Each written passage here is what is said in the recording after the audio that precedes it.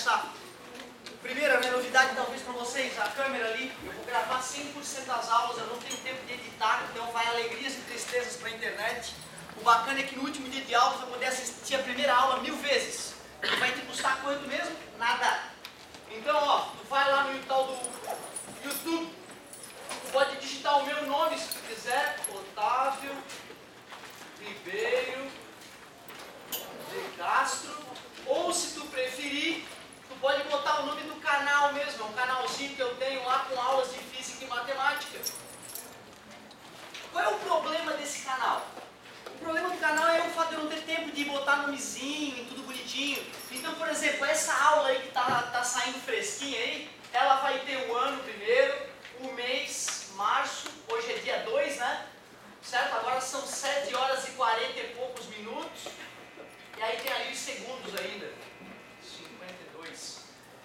Dependendo de como for a minha vida, eu faço faculdade de física à noite também, embora minha formação seja engenheiro mecânico. E eu sou apaixonado pelo que eu faço, é por isso que eu estou aqui, né, por causa da grana, né, você não está trabalhando de engenheiro, é óbvio.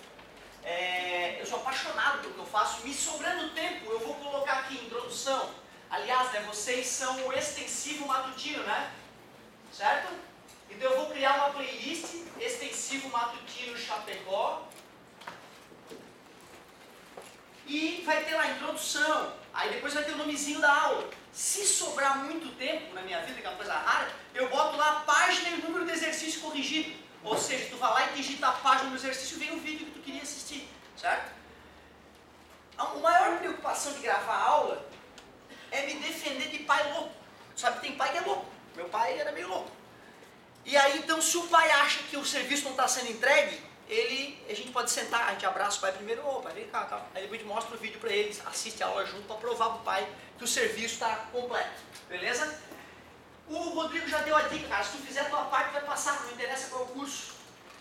O foda é ter raça para estudar, né, cara? Todo santo dia tem que ter raça, porque minha vontade quando eu acordo de manhã é que o mundo exploda, eu quero voltar a dormir. Aí passa 10 minutos, eu começo a pensar menos em morte, 15 minutos depois eu estou razoável. Mas aquele momento inicial, né, cara, tem que ser um guerreiro, tem que ser um maratonista. Então tu vai ter que ter garra. Para alunos mais jovens, quando eu trabalho com alunos mais jovens, eu vou lá e eu gasto uma aula toda explicando porque eu sou viciado em física, porque eu sou apaixonado por matemática, conto um pouquinho da minha história que me fez viciar nessas matérias, né? Eu trato a física como uma religião. Conhecendo um pouquinho da natureza, eu sei que a única salvação para a raça humana, se nós não se matarmos em nome de Deus nos próximos 1000, 2000 anos, é o desenvolvimento tecnológico. É a única maneira, né? Vocês devem saber que o Sol está crescendo a cada segundo, ele perde 4 milhões de toneladas por segundo, tem o Sol, a tua estrela, e com isso ela incha, certo? Daqui a 4,6 bilhões de anos ela já encosta na Terra, muito antes disso a Terra já vai fritar por causa do Sol. A única saída é ir para a periferia, né, com uma navezinha aí para colonizar outros planetas. Parece ficção científica, né? Mas para mim é como uma religião. Se eu não conseguir convencer os 5 de vocês serem físicos, matemáticos ou engenheiros, e se isso não se propagar nos próximos milênios, a raça humana não vai conseguir sobreviver diante da natureza. Essa é uma das coisas que me deixa encantado em fazer esse serviço, que para muitos é tão ingrato, né? Física e matemática. Que merda. Então tu já, né, sabe que vai ter tudo gravadinho, já viu que eu sou religioso do ponto de vista físico. E eu faço vestibular todo ano. Todo ano eu faço vestibular para ver se eu estou em forma, certo? E eu não faço só física e matemática, eu faço tudo para fingir que eu sou um aluno. E geralmente eu vou muito bem. Geralmente eu não assinalo um item de física ou matemática, eu fico cabreiro, né? E tu sabe que tu não arrisca, né, na UFSC, né? Na UFSC tu nunca arrisca, se tu não tem certeza absoluta, tu não assinala. Um ano eu fui tentar ser um pouquinho mais avançado para gabaritar, acabei perdendo um item, fiquei magoado. E eu não passo para medicina por causa das duas matérias, né? Porque física, matemática e química geralmente eu tiro 9 ponto alguma coisa, 9,9 alguma coisa. Ou seja, eu sei o que eu estou fazendo. Não me queria ter como concorrente em física e matemática, porque eu sei o que eu estou fazendo. E tu vai perceber a minha paixão no dia a dia, tá? Tomara que te contamine e que tu me acompanhe, certo? Chega de lero-lero! Eu não sei se eu posso bater nesses copos, geralmente eu bato muito e bato.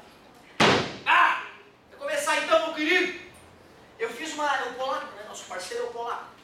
Eu fiz uma divisão com ele, quando eu estava comendo churrasquinho lá, tomando uma caipirinha, a gente fez uma divisão. Extensiva, eu vou começar com mecânica aqui para vocês, ó. Mecânica é a matéria que nós vamos começar a estudar. Dentro da mecânica, 2 tópicos mais importantes, né? cinemática, que trata de descrever os movimentos, que é o que eu vou começar hoje, bem clássico, cinemática, e tem a dinâmica. A dinâmica, cujo pai é o Newton, né, explica as causas do movimento. Aqui na cinemática não, nós vamos começar leve. Aqui na cinemática nós vamos descrever os movimentos.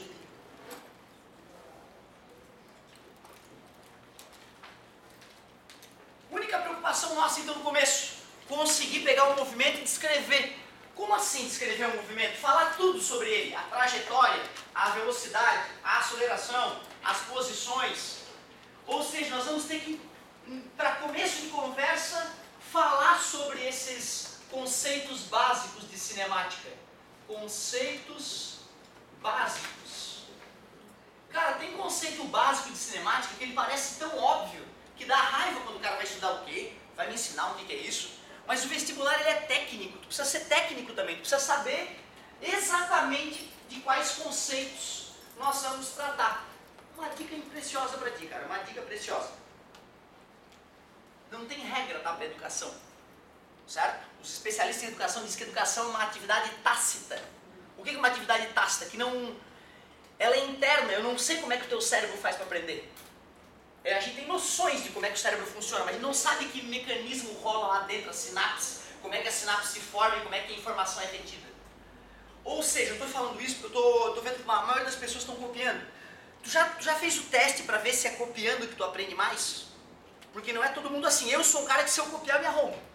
A minha irmã não, a minha irmã tem que copiar tudo e lia tudo que ela copiava em casa em voz alta, tu vê. Ela atingiu um patamar na carreira maior do que eu. Não sei se pela técnica de estudo, eu acredito que não, porque quando eu estudava que nem ela, eu não rendia bem.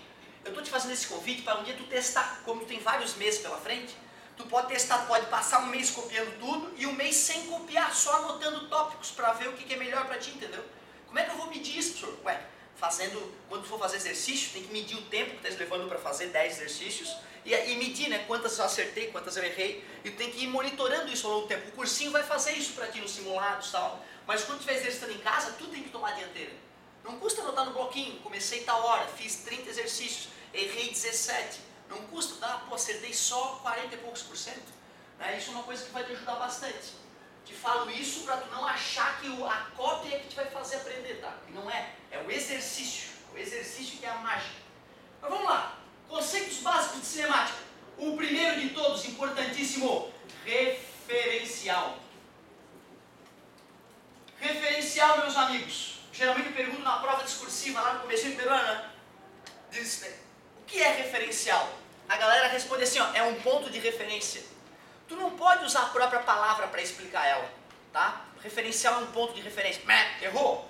Referencial é o local escolhido para medir a posição dos objetos. É o local escolhido para medir a posição dos objetos. Pô, peraí, eu vou pegar um de vocês para Cristo, vamos determinar a posição do colega. Aí ele está... Pô, eu preciso primeiro falar, não, vou medir em relação à maçaneta. Aí eu pego a trena, boto ali a trena na maçaneta e venho e digo, ela está a 5 metros da maçaneta. Se eu não tiver um local para encostar a régua, para encostar um instrumento de medida e esticar até onde o objeto está, eu não consigo dizer onde ele está. Tu vai... Pô, cara, tu vê, ó, se tu for analisar as 8.000 aulas que tem no meu canal, dessas 8.000 deve ter umas 30 que são essa aula aí. Nunca tu vai ver a mesma coisa escrita ali. Nunca, porque eu não decorei aquela porcaria. Eu sei do fundo do meu coração que é referencial. E aí cada manhã eu cuspo de uma forma diferente. Ou seja, no vestibular pode estar dizendo, é o ponto a partir do qual localizamos os objetos. Tu vê, está totalmente diferente do que eu acabei de escrever, mas significa a mesma coisa. Isso é uma coisa que tem que se exercitar nessa história de ler uma coisa, comparar com outra levemente diferente e verificar se elas estão dizendo o mesmo. Local escolhido para medir a posição dos objetos. Depois, então, já que eu falei que nessa palavra mágica eu preciso descrever o que ela é também. Posição. Posição é o local onde o objeto está, não é o suficiente. ideal, tecnicamente, é tu falar que posição é a distância até o referencial. Posição do objeto é a que distância do referencial ele está. A distância do objeto, eu não falo móvel porque ele pode estar parado, né?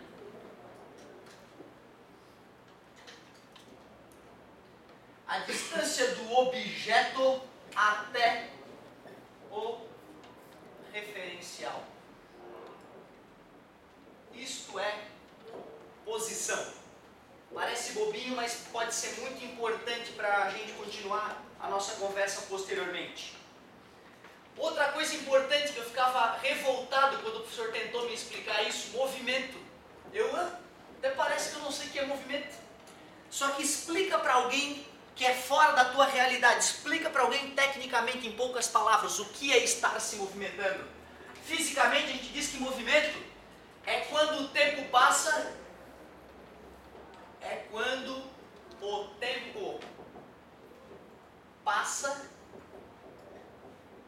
e a posição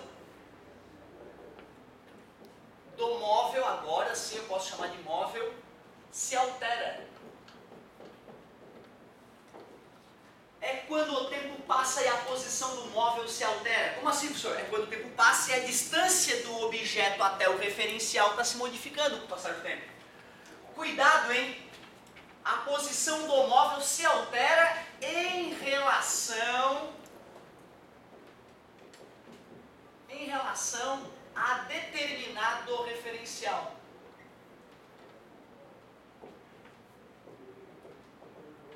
Isso é um perigo, meu querido. Olha por quê. Olha por quê.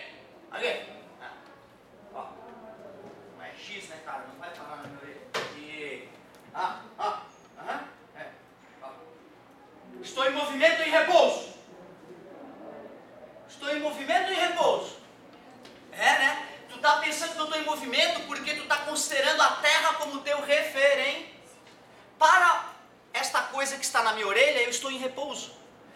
Tá, assim, ó, fica tranquilo lá, mas teus bracinhos estão se movimentando. Não, mas de maneira geral, qual é a distância entre essa tampa e eu?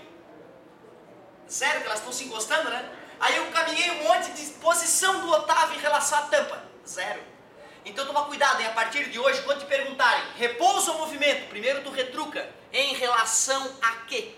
Em relação ao planeta Terra, vocês estão parados agora. Mas em relação ao Sol, vocês sabem mais ou menos qual é a velocidade de vocês? A velocidade dessa bola de terra na qual moramos em relação ao Sol agora é algo em torno de 100 mil quilômetros por hora. A cada hora, a Terra desloca-se em relação ao Sol, nossa estrela, 100 mil quilômetros. É assustador. Ó, parece que está parado o planeta, né? Olhando daqui parece que está parado. Olhando lá da Lua ou olhando de outro lugar vai parecer que ele está em movimento. Então cuidado, hein? Movimento e repouso são coisas relativas. Dependem do referencial. Alguém arriscaria dizer o que é repouso?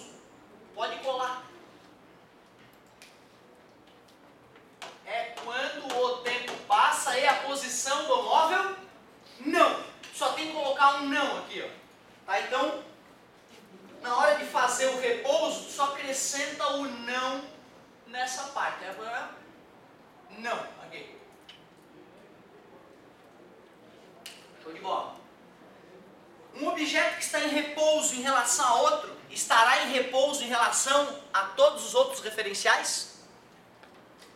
Ou seja, se eu digo que um cara está em repouso, eu posso afirmar que ele está em repouso em relação a tudo? Não, acabamos de discutir que não, né? Porque movimento e repouso são coisas relativas. Posição é uma coisa absoluta ou relativa? Também relativa, né? Porque dependeu do referencial adotado. Mudou o referencial, possivelmente mudará a posição do objeto. Show de bola. Movimento, repouso, posição, essa aqui é boa. Uma coisa que a galera discute bastante. Trajetória. Trajetória. Tecnicamente falando, é o conjunto das posições assumidas pelo corpo. É o conjunto de posições assumidas pelo corpo.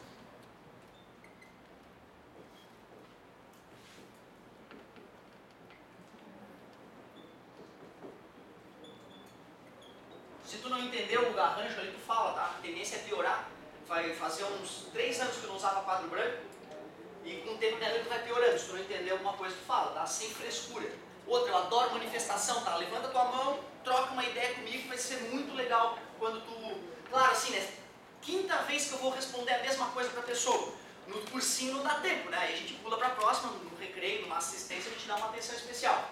Mas uma palavrinha, uma fala mais rápida que tu não entendeu, balança a mão aí, dá uma subiadinha, me chama a atenção que eu retorno. É o conjunto de posições assumidas pelo corpo. Um ótimo exemplo de trajetória é a escrita do quadro, né? A escrita no quadro. Tu concorda que essas marquinhas que eu estou fazendo no quadro mostram por onde a ponta da caneta passou? Ou seja, é o conjunto de posições que a caneta passou enquanto em contato com o quadro. Outros exemplos de trajetória no dia a dia, uma marca de freada do carro, né? Ou a marquinha do avião, quando passa lá, deixa aquela fumacinha. Só naquele instante que ela está sendo solta, né? Depois o vento passa e altera a aparente trajetória do avião. É o conjunto de posições escritas pelo corpo, que outra forma podemos dizer, são os locais por onde o objeto passou ao longo do movimento. N formas, infinitas formas de dizer isso. Trajetória é algo absoluto ou relativo? A marca, né? O rastro que o objeto deixa ao se deslocar. Depende do referencial? Essa é uma questão boa de vestibular, comumente apresentada. Pensa assim, cara, ó. Um caminhão está passando aqui, do lado desse caminhão tem um carro e uma pedra cai desse caminhão. O carro está na mesma velocidade do caminhão, velocidade constante, desprezando a resistência do ar. Quando a pedra cair do caminhão, ela foi solta do caminhão. Que trajetória o sujeito do carro que está se deslocando ao lado do caminhão veria? Deu para entender a ideia? Carro e caminhão passando do lado do outro, de repente uma pedra é solta. O que o cara vê, né? Se o cara do carro está andando do lado do cara do caminhão, quando a pedra é solta, como ela por inércia continua indo para frente, o cara do carro só vai ver a pedra descer em linha reta para baixo. Tudo bem para vocês? É uma trajetória, né? Retilínea. Tranquilo? Agora imaginem que vocês estão vendo essa situação e que o caminhão passa da esquerda para a direita soltando a pedra e que a pedra cai, a pedra é solta, abandonada do caminhão. Tu arriscaria fazer no teu caderno em um cantinho a trajetória para esse corpo? Caminhão então vindo da esquerda para a direita, e eu pergunto, qual trajetória vocês veriam para uma pedrinha que foi abandonada pelo caminhão?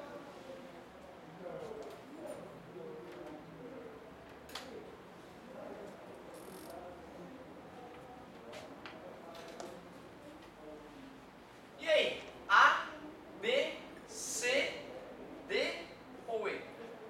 Caminhão vindo da esquerda para a direita, velocidade constante, a pedra é abandonada, desprezando a resistência do ar. O que nós veríamos?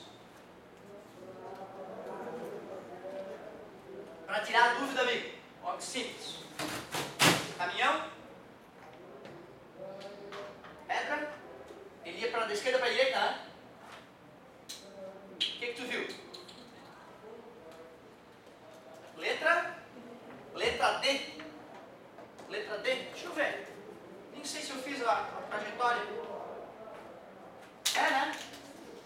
Mas tu arremessou a caneta, cara. Tu falou que o caminhão ia soltar ela. Não. Quando eu fiz isso, eu estou simulando o movimento do caminhão da esquerda para a direita. Certo? Ou seja, na verdade é isso que tu vai ver. Beleza? Mudou a trajetória? Mudou. Era o mesmo fenômeno, não é? Pedra sendo abandonada do caminhão, né? O carro que passava do lado do caminhão viu linha reta, retilínea. Isso aqui é um arco, é um pedaço de uma parábola, concorda comigo? A trajetória é algo relativo ou absoluto? Relativo, depende do Obrigado. Então, de fato, tu acredita, cara, que eu já fiz essa questão de supetão e já errei? Há uns 2 anos atrás, fazendo com a galera a questão, aí eu falei alguma coisa. Como o caminhão vem da esquerda para a direita e nós estamos acostumados com a resistência do ar, dá a sensação, eu deveria ter colocado uma assim, ó. Foi essa que eu escolhi a vez que eu fiz o teste, ó. Porque como o caminhão vai da esquerda para a direita e a pedra vai ficar para trás do caminhão, dá a sensação de que a pedra ia ser arremessada para o lado oposto. Essa é uma pegadinha perigosa de vestibular. Deveria ter colocado essa para tentar ludibriar vocês na hora que eu apresentei essa questãozinha. Show de bola. Um exemplo muito legal para... Eu tenho um apagador aqui. Um exemplo muito legal que fala dessa história da trajetória é a ideia do Ptolomeu, né? Vocês lembram do Cláudio Ptolomeu, que viveu lá no século I depois de Cristo? Ele dizia: a Terra é o centro do universo e tudo gira em círculos perfeitos em torno dela. O Cláudio Ptolomeu, ele dizia: a Terra está no centro, a Lua gira num círculo perfeito em torno da Terra, o Sol gira num círculo perfeito em torno da Terra. Claro que é círculo, né? Porque círculo é perfeito, é divino, a Lua é redonda, o Sol é redondo e os céus é a morada dos deuses. Era assim o raciocínio deles, para usar o círculo e não qualquer outro formato. Só que o problema é Marte, né? Marte é um planetinha safado, ele vai nos céus ao longo da noite, aí ele volta. Ao longo das noites ele avança no céu, depois ele dá uma retornada no céu. E aí avança e retorna. O Cláudio Ptolomeu teve uma grande sacada para descrever o movimento de Marte. Ele falou: olha, tem um ponto que dá voltas circulares em torno da Terra. E Marte gira em volta desse ponto, fazendo círculos perfeitos. Por isso que Marte, observado da Terra, seria um movimento mais ou menos assim. Tu podes achar que o Cláudio Ptolomeu é um idiota, mas na verdade ele previa eclipse. Sim, século I, 2000 anos atrás, ele falava: daqui a 23 dias o Sol vai desaparecer. A galera: ô Cláudio, para né bicho, não viaja. Chegava no dia, ele atrasava um pouco a previsão, mas o Sol desaparecia. Tem pacto com um demônio um cara desse. 2000 anos atrás de fazer as contas e prever quando é que vai ter eclipse solar e lunar. Isso é uma loucura. Isso é uma loucura. Cláudio Ptolomeu passou mais de 1500 anos. Isso aqui é geocentrismo, tudo bem com vocês? Geocentrismo. A Terra no centro. 1500 anos se passaram, né, para o Nicolau Copérnico chegar. Ele leu o Almagesto do Ptolomeu. Ptolomeu escreveu um livro. Está publicado, dá para tu ver na internet esse livro, né? Isso é uma coisa assustadora. E aí então ele leu o Almagesto, viu que tinha algumas coisas esquisitas. E aí ele, para né, ó. Ele inaugurou o heliocentrismo. Agora já é o Nicolau Copérnico. Esse é o Ptolomeu. E agora aqui já estou falando de Copérnico. A galera diz que Copérnico foi o cara que parou o Sol. O cara que parou o Sol filosoficamente, né? Naquela época ninguém tinha capacidade de imaginar as coisas a partir do Sol. A Terra é o referencial natural. Quando Copérnico resolveu mudar a maneira de enxergar o sistema solar, ele colocou o hélio, né, em latim é Sol, como centro. E aí, algo muito interessante aconteceu.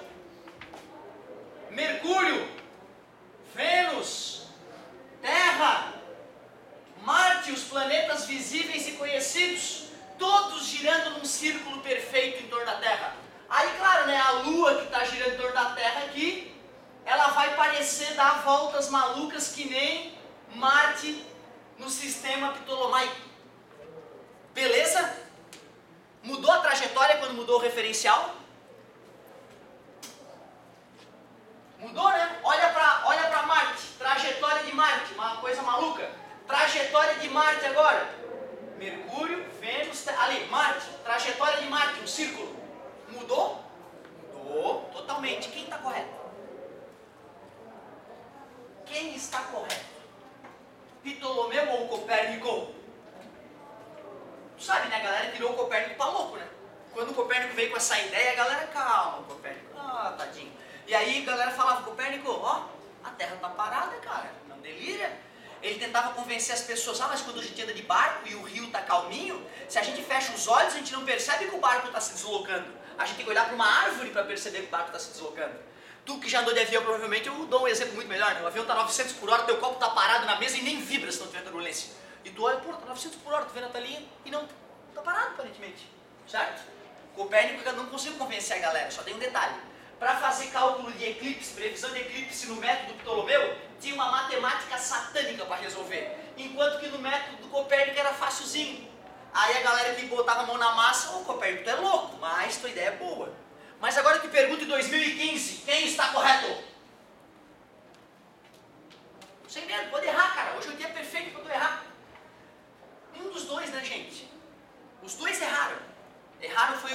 Kepler, né, que desenvolveu as 3 leis de Kepler, que no movimento, na verdade, dos planetas é elíptico, né? Mas eu quero te dizer o seguinte, fazer uma pergunta mais simples.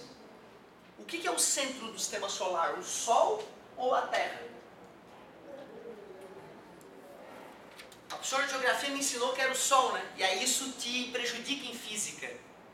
Me diz onde é que está a plaquinha apontando o centro, certo? E isso é importante tu saber, cara. O sistema do Copérnico é melhor, mas ele não é mais correto que o do Ptolomeu. Se tu quiser botar a Lua parada e fazer a galera rodopiar loucamente em volta da Lua, tu pode fazer a Lua como centro do universo observável. O problema é que vai ter uma encrenca matemática para resolver, mas não vai estar errado. Ah, não, a Lua, idiota que tu é, a Lua aí no centro, nada a ver. Ué, se eu sou lunático, vou fazer assim e vai funcionar. Vai dar a matemática do cão, mas vai funcionar. A descrição vai ser possível. Beleza? Show de bola. Então cuidado, hein? A gente pode dizer que geograficamente o Sol é o centro do sistema solar, mas fisicamente a gente não tem esse direito.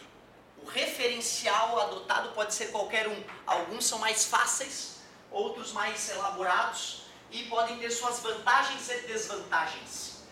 Legal, cara. Eu me permiti usar esses exemplos de trajetória porque o vestibular cobra isso, tá? E lá em gravitação universal eu vou repetir a história do Ptolomeu, do Copérnico e aí vou emendar com a do Kepler, certo? Aí nós vamos avançar depois em gravitação universal, essa nossa discussãozinha aqui. Olha só o que uma palavra deu de dor de cabeça. Quanta coisa eu tive que falar por causa de trajetória. Outras coisas, deixa eu ver. 1, 2, 3, 4, 5, 7 coisinhas para a gente discutir, hein? Ponto material e corpo extenso. Corpo extenso.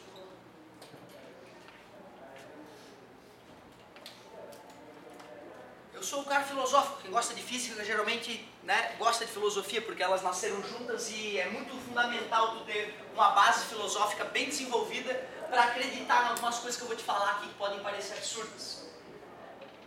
Ponto é uma ideia humana, né? Ponto é uma ideia humana, ponto não existe, é uma criação humana inventada por Euclides. Isso é assustador, quando eu fiquei sabendo que reta não existia, que plano não existia, eu fiquei, ué, como assim não existe? Tá ali um ponto. Professor, tu pirou, cara! Olha ali um ponto, professor! Não. Ponto, eu posso pegar uma régua e eu vou dizer que tem 2 milímetros aquele ponto, né? Ponto é uma entidade que de nada faz parte, ela não tem tamanho, certo? Aquilo que eu fiz no quadro é uma representação de um ponto, mas não é ponto, porque ponto só existe na mente humana. Tudo bem para vocês? Tranquilo, Euclides, né? Bom, ponto material, lembra algo grande ou pequeno? Lembra algo pequeno, acabei de falar que ponto não tem tamanho, né? Mas cuidado, nem sempre ponto material é algo pequeno, tá? Então toma cuidado, mas tu já sabe que ponto material lembra algo pequeno. Corpo extenso, o nome já está dizendo, ele é extenso, ele tem tamanho, beleza? Mas não quer dizer que seja necessariamente grande. Vou te dar um exemplo que vai ficar bem claro isso. Tu imagina que tem uma pulguinha das gordinhas e ela vai atravessar uma ponte. Essa ponte tem 200 metros de comprimento. Eu pergunto, que distância a pulga terá que percorrer para completar a travessia da ponte? Talvez o tamanho da pulga tenha te assustado, né, cara? É que tá fora de escala, dali a pulga. Mal dá de ver. Depois eu vou dar um zoom nela, fica tranquilo.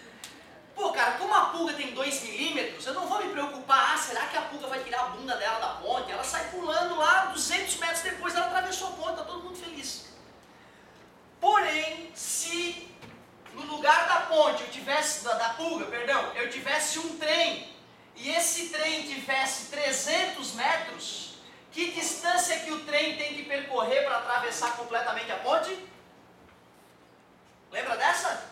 A galera geralmente fala 200, a galera que é leiga em física, né? Eu explico, se isso aqui é um trem e ele anda 200 metros, ele atravessou completamente a ponte, tá vendo que o trem está todo em cima da ponte ainda? Para ele atravessar completamente a ponte, ele tem que andar os 200 da ponte, mais os seus 300 metros, aí a bundinha dele saiu da ponte. Logo o trem de 300 metros, para atravessar completamente uma ponte de 200 metros, teria que andar 500 metros. Com o primeiro exemplo da pulga, nós desprezamos os 2 milímetros de pulga para fazer o cálculo, porque era um tamanho muito pequeno comparado com a ponte de 200 metros. Já no segundo momento, o tamanho do trem era importante para o fenômeno.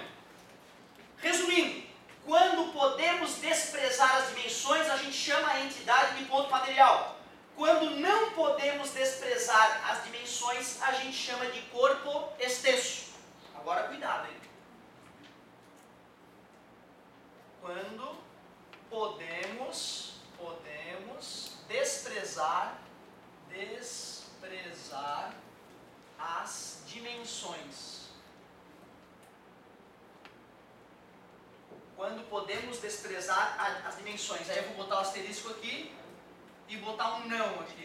Não. Quando não podemos desprezar as dimensões. Voltando à pulga. Lembra da pulga? Vou dar um zoom nela ali, ó. Aí a pulguinha, tá aqui ela. Pulga que eu havia dito com 2 milímetros das gordas. Aí para chegar na casa dela, ela tem que atravessar a ponte das pulgas. Ponte essa com 8 milímetros de comprimento.